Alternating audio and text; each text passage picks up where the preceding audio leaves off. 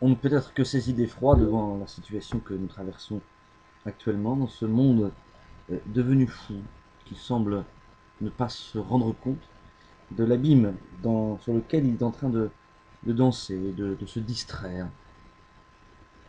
Cela rappelle un peu certaines paroles de la Bible avant le déluge.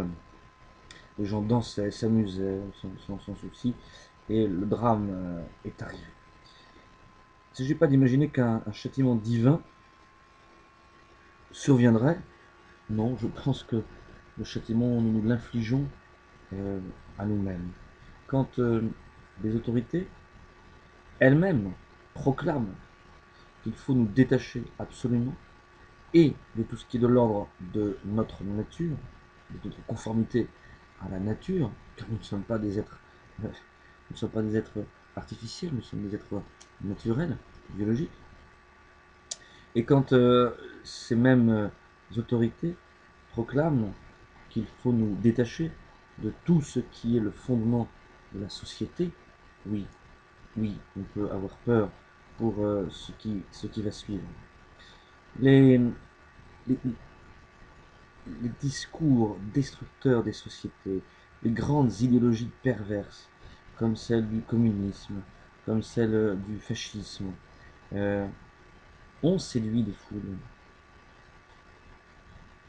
Dans un premier temps, une petite élite, une petite marge, une petite frange de gens qui, mon Dieu, se sentaient progressistes ou se sentaient allant dans le vent en adoptant ces modes de pensée et se sentant, si vous voulez, confortés dans l'idée d'être vraiment du petit nombre des élus qui allaient offrir au reste de l'humanité,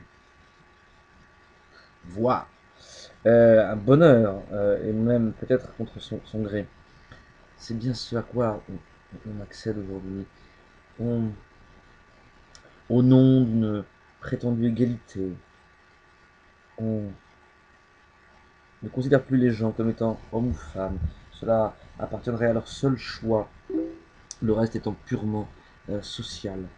Au nom de l'égalité des gens riches, évidemment entre eux, eh bien, on va soumettre les femmes désargentées à un esclavage de la grossesse pour autrui. Et la vente, la location de la location d'utérus pour passer à la location ou à la vente au don d'autres organes. Qu'est-ce qui l'empêche? On voudrait enseigner aux enfants de s'infliger la pratique de la sexualité génitale pour le simple plaisir, par la masturbation, depuis le plus jeune âge. On abrutit toute une jeunesse, toute une génération avec la pornographie qui est pratiquement encouragée par le pouvoir. On veut pousser les jeunes gens à expérimenter des relations sexuelles de plus en plus jeunes. On veut absolument éteindre toute conscience en, en disant pardon, que l'avortement est un acte médical comme un autre, comme si l'avortement soignait quoi que ce soit.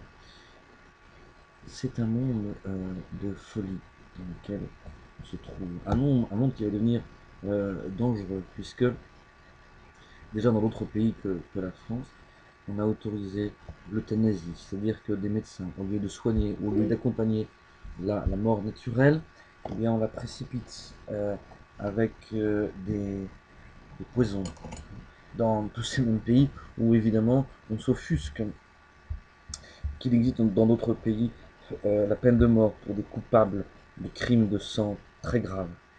On va même en Belgique voter avec une population très favorable, apparemment, nous dit-on, à plus de 75%, l'euthanasie des enfants, des mineurs.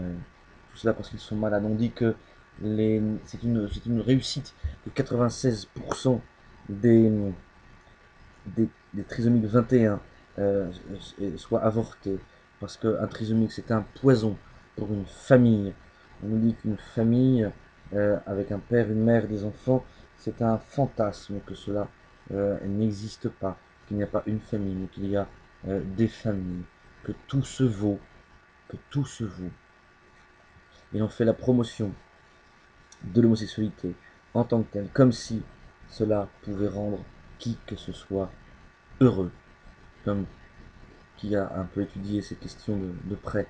On sait bien que l'homosexualité est toujours une difficulté, un drame pour celui qui est touché, mais que bien sûr, comme l'être humain sait s'adapter, on peut toujours trouver un moyen de vivre tout de même. Mais vouloir en faire la promotion comme d'une alternative à une vie sentimentale, affective et conjugale, normale, voilà, c'est tout cela est criminel. Et pourtant, beaucoup de gens, quand on gratte un peu, quand on les interroge avec bonne foi, avec honnêteté, ils disent bien qu'il y a beaucoup d'éléments qui les dérangent, mais que trouver une cohérence dans tout cela, et là, on risque de tomber dans l'idée d'un complot, et bien sûr, cela n'est pas possible, cela n'est pas envisageable.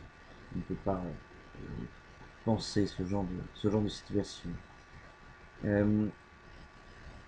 Et puis, les problèmes sont morcelés, l'accablement de la société par des divertissements débiles, stupides, abétissants, abrutissants, les uns que les autres.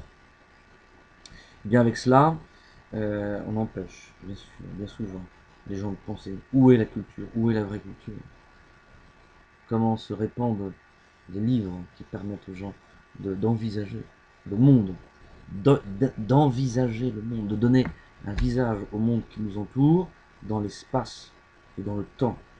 Lire Cicéron aujourd'hui, Cicéron n'a pas perdu, n'a pas pris une ride sur tellement de questions.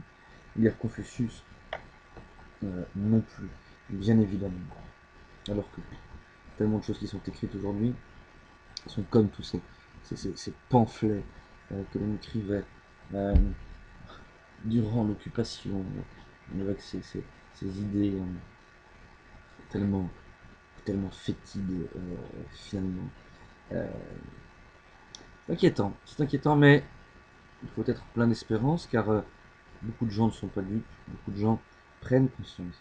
Et s'il y a une infime minorité de collabos avec le système actuel, il y a aussi une belle minorité de résistants qui se lèvent et qui sont pacifiques.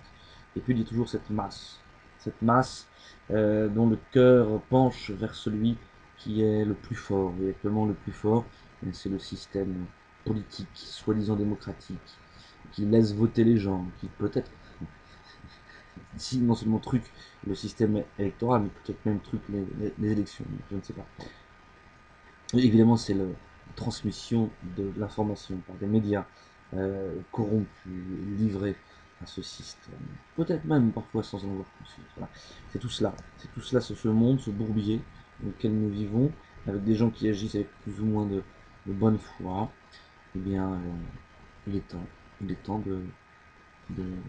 d'agir pour éviter que tout cela finisse mal. L'aube se lève, radieuse, glorieuse. Espérons que nous n'irons pas trop loin dans cette destruction programmée de l'humanité.